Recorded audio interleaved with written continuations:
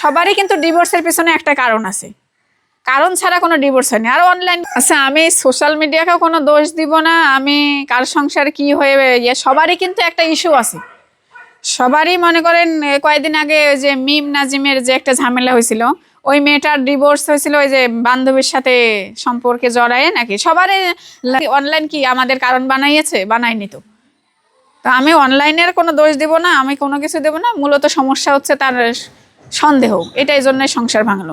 যখন মিমের সংসারটা ভেঙেছিল, আমি তাকে মানে তাদের এই পরিস্থিতিটা দেখে আমি ওকে জড়ায় ধরে হাউমাউ করে কাঁদছিলাম যে কেন এরকম হচ্ছে, সুখের কত কষ্ট করে দুইজন সংসারটা গড়লো, মাঝখানে এসে এমন হলো। আমাদেরও কি কোনো একদিন হবে এরকম?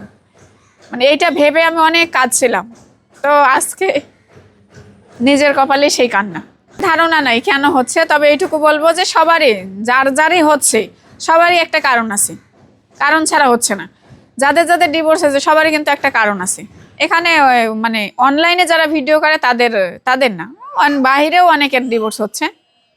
আমরা হচ্ছে সোশ্যাল মিডিয়ায় আছি বলে আমাদেরটা সবাই জানতেছে বলে বলতে পারতেছেন এদের হচ্ছে, বাহিরেও অনেক ডিভোর্স হচ্ছে, এগুলো কেউ জানতে পারত। এটা আমি বলবো তাদের ধারণা। আমাদের অনলাইন প্ল্যাটফর্মে কাজ করার জন্য তার সাথে আমার কোনো ঝামেলা বাঁধে নাই, সেগুলো নিয়ে কোনো ঝামেলা বাঁধে নাই। মূল কারণ হচ্ছে আমাদের সন্দেহ।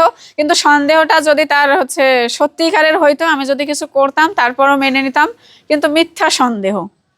আমি আবারও বলবো, মানুষকে কোনো কিছু, মানিককে বলতেছি, কোনো কিছু বলার আগে, জানার আগে অবশ্যই ক্লিয়ার হয়ে জেনে বুঝে প্রমাণ হাতে নিয়ে তারপরে কাউকে কিছু বলা উচিত।